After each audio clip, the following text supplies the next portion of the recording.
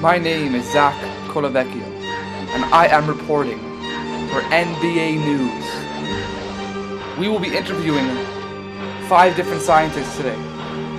They will be talking about our future, and our future with nuclear energy. What this will change in our planet. What products will change. How will this affect our everyday life? We will start off by talking to Ken Lowe. He will explain to us what is nuclear energy and how it is produced. And then we will go to speak to Eric Rogers, who will talk to us and begin the discussion about the future of nuclear energy in our world. Hi, I'm Ken Lowe, and I will be speaking to you about nuclear power and nuclear energy. And I'll be also talking about how it is produced. Now, nuclear energy comes from mass to energy conversion that occurs in the splitting of atoms larger than iron or joining atoms smaller than iron. The small amount of mass that is lost in either of these events follows Einstein's famous formula, E=mc², where mass is the small amount of mass and c is the speed of light. In the 1930s and 40s, humans discovered its energy and recognized its potential as a weapon. Technology developed in the Manhattan Project successfully used this energy in a chain reaction to create nuclear bombs.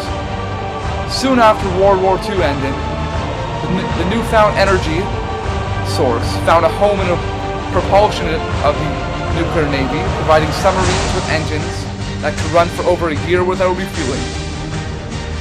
This technology was quickly transferred to the public sector, where commercial power plants were developed and deployed.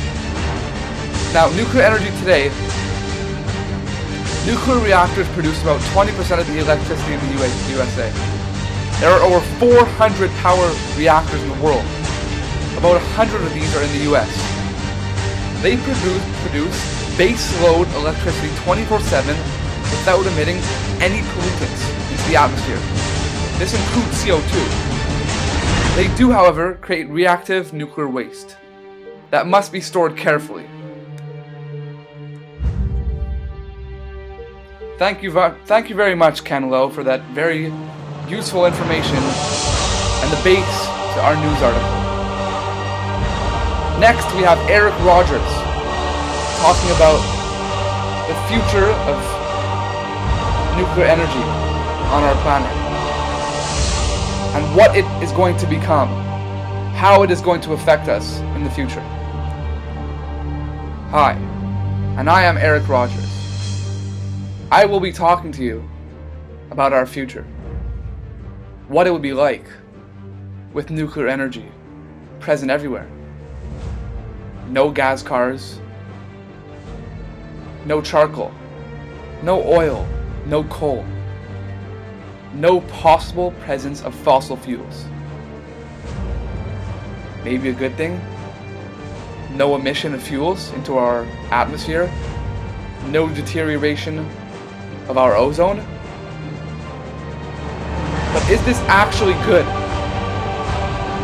Do we actually want this nuclear power present future?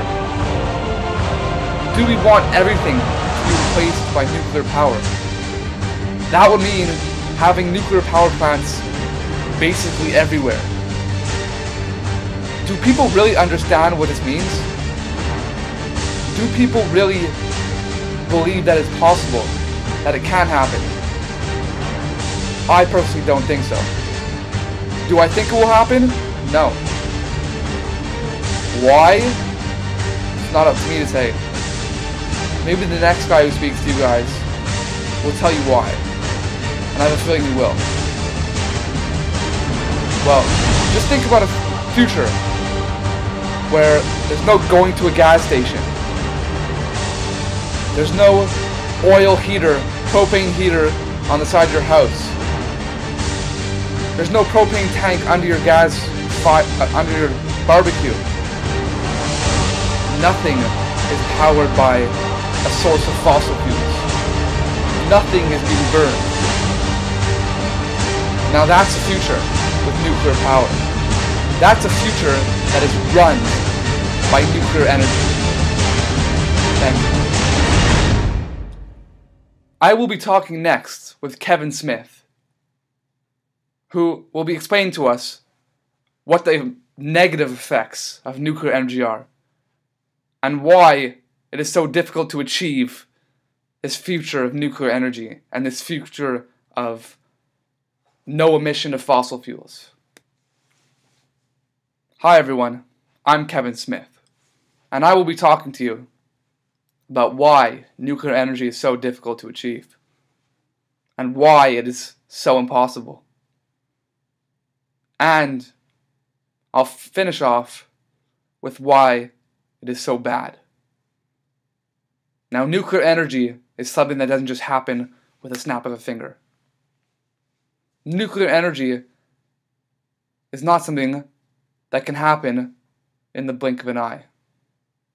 It needs to be worked at. There's power. There's reactions that need to take place in order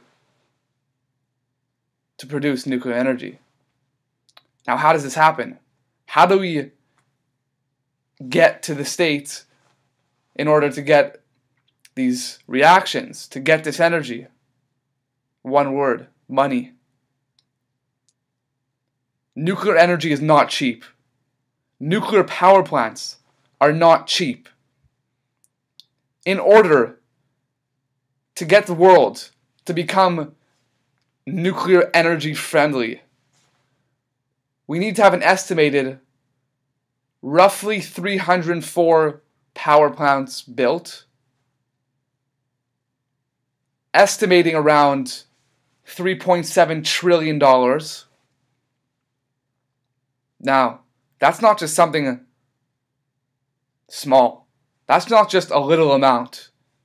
That's not just your government saying, knocking on your door, turning on your TV and seeing the president saying, America, we need money.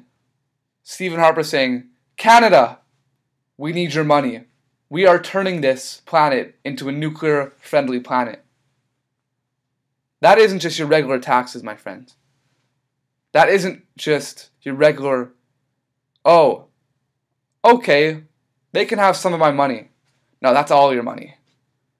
$3.4 trillion, 3.7 trillion, sorry, got mixed up with the huge amounts. It's not something just to joke about. Now, besides the point of nuclear energy being so ridiculously expensive, it's also very, very dangerous. Now, nuclear energy does in fact produce radioactive waste. And radioactive waste is not my domain. But I do know that it is not good. And it can produce some severe problems. Radioactive waste can generate very big issues that sometimes the government can't control. And sometimes they can't help us once it has already happened. Sometimes it is just too late. I will now and finally be interviewing Michael Jones, who will be talking about radioactive waste and the process in storing radioactive waste and how it actually works. Hello everybody, my name is Michael Jones, and I will be talking to you about radioactive waste. Now, radioactive waste is not something to joke about. It can be very serious and can be very dangerous. Radioactive waste needs to be isolated and stored properly in order so that humans and all of our mankind will not be exposed to it. Because now radioactive waste can do a lot of damage. There are two types of wastes. Low-level waste, which is some common medical and industrial radioactive wastes. And there's the high-level wastes, such as the spent nuclear fuel, or the byproducts of nuclear processing. Now, these high-level wastes have to be stored for thousands of years in order that they are not active anymore, and they're not radioactive anymore. Now, how does this happen? Therefore, radioactive waste, these high-level wastes, are stored in ice caverns. Now, these ice caverns are expected to close in 100 years, isolating the containers, making it virtually impossible for us to be exposed to this radioactive waste. But accidents do happen.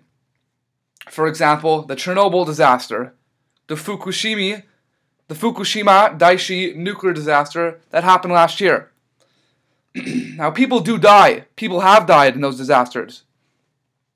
And they do say accidents can be prevented. But can every accident be prevented? And is it really worth taking the risk of people dying or mishaps happening just so that our planet can have the nuclear energy available? I don't think so.